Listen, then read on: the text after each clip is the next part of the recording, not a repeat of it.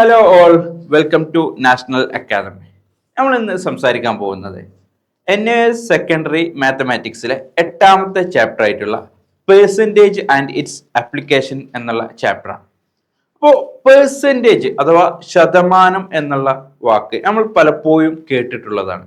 നമ്മൾ അങ്ങാടിയിലേക്ക് ഇറങ്ങുമ്പോൾ നമ്മൾ പലപ്പോഴും കടകളുടെ മുന്നിലൊക്കെ കാണാം 30% ഓഫർ, 40% ഓഫർ എന്നൊക്കെ പലതരത്തിലുള്ളത് കാണാം. അതുപോലെ തന്നെ പല കാര്യങ്ങളെക്കുറിച്ച് സംസാരിക്കുമ്പോൾ നമ്മൾ പറയാറുണ്ട് 5% വളർച്ചയുണ്ട്, അല്ലെങ്കിൽ 2% തളർച്ച കാണുന്നുണ്ട്, അല്ലെങ്കിൽ ഇടിവ് കാണുന്നുണ്ട് എന്നൊക്കെ പറയാറുണ്ട്.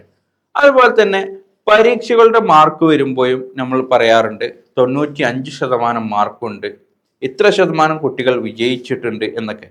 എന്താണ് ശതമാനം എന്നാണ് നമ്മൾ ആദ്യം പരിശോധിക്കാൻ പോകുന്നത്.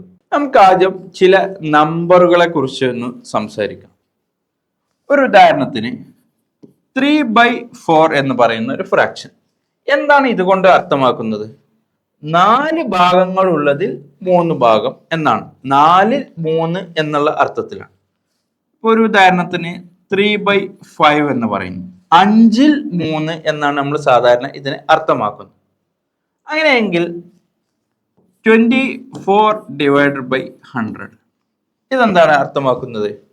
100ൽ 24 ഭാഗം എന്നാണ്. ഇവിടെ ഈ പറയുന്ന ഡിനോമിനേറ്റർ 100 ആയിട്ടുള്ള, ശ്രദ്ധിക്കണേ, ഡിനോമിനേറ്റർ 100 ആയിട്ടുള്ള ഒരു ഫ്രാക്ഷൻ ഉണ്ടെങ്കിൽ അതിനെയാണ് നമ്മൾ എന്ത് പറയുന്നത്? പേഴ്സൻറ്റേജ് എന്ന് പറയുന്നത്.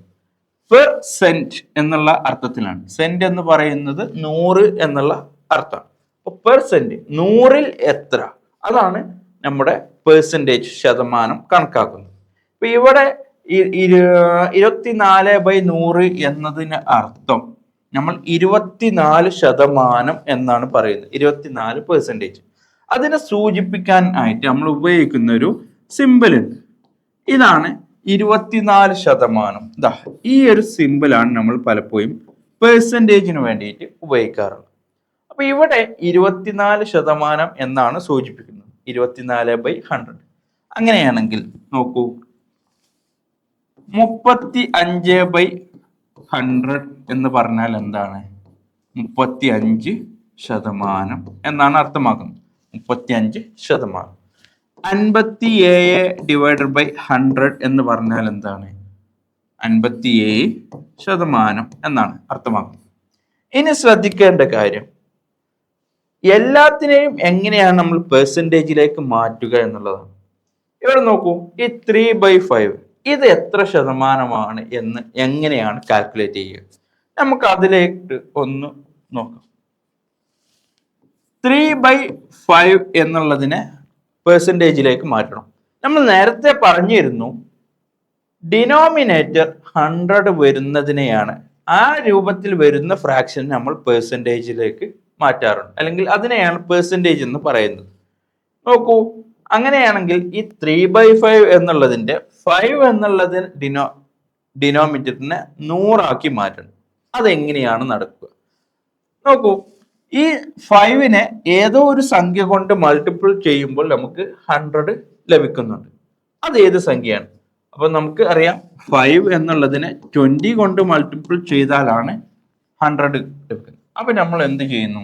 ഈ 3/5നെ 20 കൊണ്ട് മൾട്ടിപ്പിൾ ചെയ്യുന്നു. ശ്രദ്ധിക്കേണ്ട കാര്യം, മുകളിലും താഴെയും മൾട്ടിപ്പിൾ ചെയ്യണം.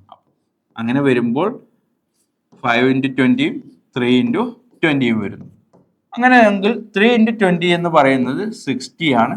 ഡിവൈഡ് ബൈ 5 × 20 എന്ന് പറയുന്നത് 100 ആണ്.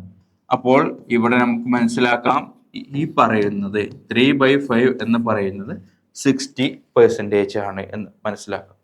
ഇനി വേണമെങ്കിൽ 3/4 എന്ന് നോക്കൂ.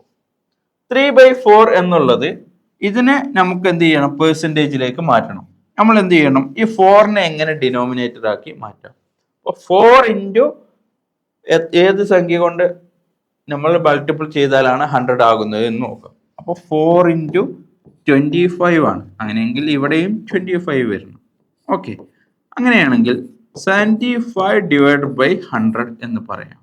അതിനെ നമുക്ക് 75% എന്ന് സൂചിപ്പിക്കാം. അപ്പൊ ഇത്തരത്തിൽ ഒരു ഫ്രാക്ഷൻ നമുക്ക് നിസ്സംശയം വളരെ എളുപ്പത്തിൽ എങ്ങനെ എഴുതാം? നമ്മുടെ ആ ഒരു ഫ്രാക്ഷന് ഡിനോമിനേറ്റർ 100ലേക്ക് ആക്കി മാറ്റിക്കൊണ്ട് തന്നെ അതിനെ പെർസെൻറ്റേജിലേക്ക് നമുക്ക് മാറ്റാനായിട്ട് സാധിക്കും. നമ്മൾ സാധാരണ ഉപയോഗിക്കുന്ന ചില ഫ്രാക്ഷൻസ് അത് എങ്ങനെയാണ് പെർസെൻറ്റേജിൽ എക്സ്പ്രസ് ചെയ്യുക എന്നുള്ളതാണ് നമുക്ക് നോക്കേണ്ടത്. നമ്മൾ സാധാരണയായിട്ട് 1/2 എന്ന് പറയാറുണ്ട്. ഈ 1/2 എന്നുള്ളത് നമുക്ക് നോർമലി നമ്മൾ നേരത്തെ ചെയ്തത് പ്രകാരം എന്ത് ചെയ്യാം? ഇൻറ്റു 50 അങ്ങനെയാണെങ്കിൽ 50/100 എന്ന് എഴുതാം. ഈക്വലി നമുക്ക് അറിയാം ഇത് 50% ആണ്. അപ്പോൾ 1/2 എന്ന് പറഞ്ഞാൽ അത് എത്രയാണ്? 50% ആണ്. അങ്ങനെയാണെങ്കിൽ നമുക്ക് ഈ പറയുന്ന 3/4 നമ്മൾ നേരത്തെ ചെയ്തതാണ് അല്ലെ? 3/4 ചെയ്തതാണ്.